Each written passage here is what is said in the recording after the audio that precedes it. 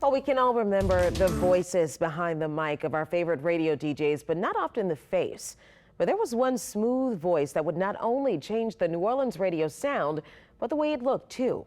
That voice was none other than Vernon Winslow, better known as Dr. Daddy-O. And it was his voice that would start a radio revolution.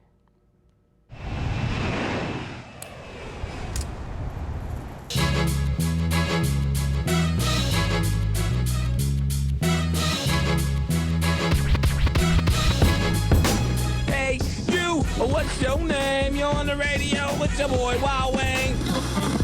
Thanks for jamming with me, A.D. Berry, on 98.5 WYLD.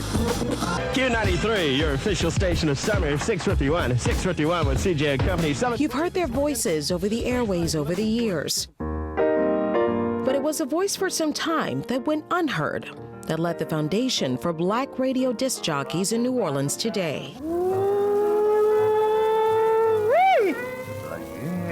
That's right, this is Dr. Daddy-O. He inspired so many others to be themselves. We talk about that word trailblazer, and to think about what he really did open the doors for so many other people in broadcasting, people of color in broadcasting particularly. I think when he spoke when we were out in public and people would just look up and be like, Dr. Daddy-O. Straight talking is straight walking, and to fly right means Jack is in sight. Vernon, Dr. Daddy-O Winslow set a precedent on how to capture an audience on the airwaves.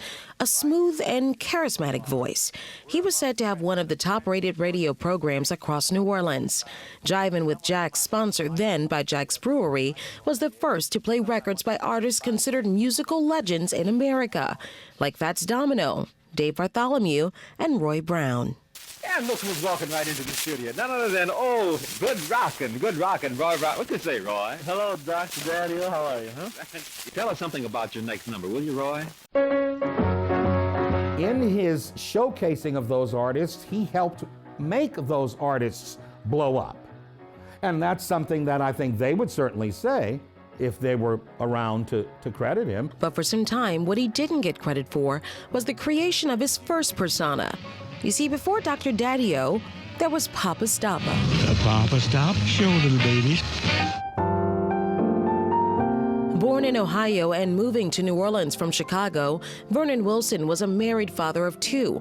He came to the Crescent City in the late 40s as an art professor at Dillard University. He always had a large workspace where he was drawing. And he would teach me how to draw. We have pictures. He was always holding me and carrying me. Oh, wow. This is Vernon's granddaughter, Crystal Huggins, now a college educator herself. While her grandfather's work on campus was quite impressive, it was the work he'd done on the airwaves that stuck with many who grew up listening to the man whose voice was smooth as silk. I knew he was special to the community, and I remember people making a big deal, like coming up and saying, well, you know, your grandfather, he's the first black DJ on the radio here. And I was like, okay. And as you can imagine, becoming the first in any medium really can come with its challenges. In the 1940s, rhythm and blues began to cross racial lines. The music was in demand by a larger and younger audience. Whoa, Batu-day. And with the emergence of the sound came an opportunity. Winslow had a hard time making ends meet as an art professor and wanted to add another source of income. At the same time, some radio stations saw an opportunity, playing what they called race music to attract a broader audience and new advertising dollars. The term race music obviously referring to the black music that was created by black people. The change to the term rhythm and blues is a less racialized, more marketing conscious way of saying it's the same music, but it is for everyone. We have to keep in mind that radio did not always target any programming towards black audiences. When somebody of another persuasion made that calculation, he had to hire somebody to be that voice for the black listeners who would be listening to the station which they were creating to service that community. So Winslow set out to fill in the gap. So he approaches different radio stations offering his services. So that first station that takes him up on his offer is WJMR, which is located in the Jung Hotel on Canal Street. But But while there was an urge to bring a black sound to the black community and to get black advertising dollars in response, what the station wouldn't bring, over the air at least, was a black man.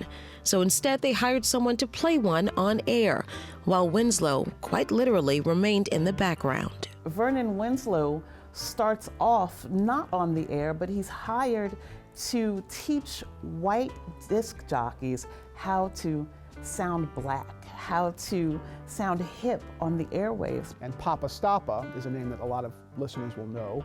That becomes the character that he helps to create for, again, white disc jockeys. Here's Winslow in his own words during an interview with WWOZ. As they would come in, and I would have to teach them the language and the sound that Papa Stappa was. Papa Stappa first was supposed to be a black cat, right, a hip cat, and then it moved, and I had to write it in such a way that he was a street dude who knew his way around and could carry on the street language from any point of view. Yes, buddy metro, cowabunga, how about all those people there? What's the life of? Papa Stappa's character grew in popularity within the community, fooling most to believe the white disc jockey was indeed a black man.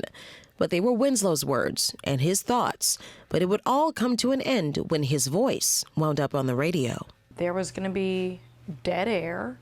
The DJ wasn't there, and he was like, it needed to be done. You know, the station, didn't want dead air. He wasn't back in the booth, and I just took my chances. Just to show you how different the times were, he is behind the scenes and supposed to stay behind the scenes, but when he ends up on air, he is fired. Adding on to his work in the art and radio world, Winslow was also a columnist at the Louisiana Weekly. He used that medium to express his disdain for his firing, asking, must a Negro jazz program always have a white announcer who pretends to be colored?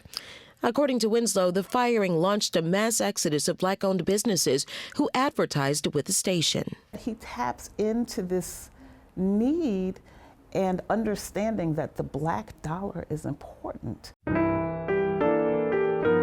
The unceremonious firing was a setback for Winslow, but 6 months later, a call from Jack's Brewery, who also wanted to market to black consumers, would change New Orleans' history. They offered to sponsor a show for Winslow on WWEZ, a show where he would be the man behind the mic. That's right, Jackson Brewing Company and Dr. Daddio want you to move right on in. Dr. Daddio was born, and New Orleans radio had officially integrated. Dr. Daddio's voice on New Orleans airwaves would set off a chain reaction in the hiring of black DJs. It gave a place to truly showcase the New Orleans sound.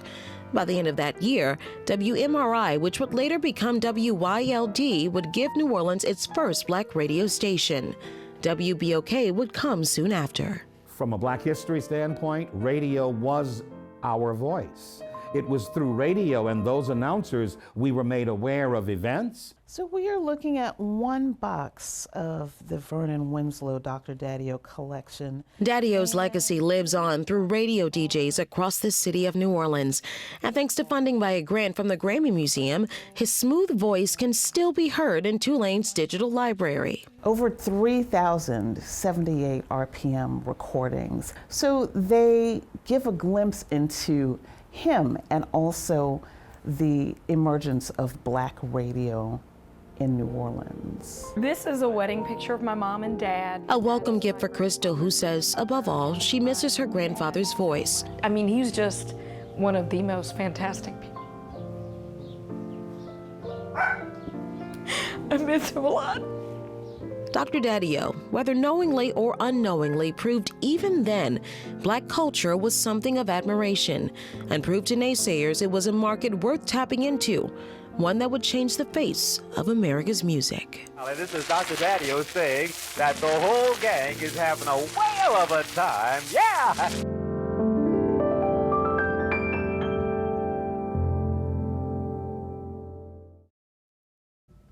And if you want to check out some of those digital archives at Tulane University, we have the link on our website, wwltv.com, including a couple of other facts about Dr. Daddio on our website as well. What a fascinating story. Thank you. That was Thank really you. incredible. Yeah, he is quite amazing. He was a quite amazing man, and he really started off an era, launched an era of radio disc jockeys across the city of New Orleans that we're seeing play out to this day. Nice. That is fascinating, and now I can't follow with my voice, that voice. Do a cool, smooth voice. That is too cool and too smooth for the likes of me. Right now,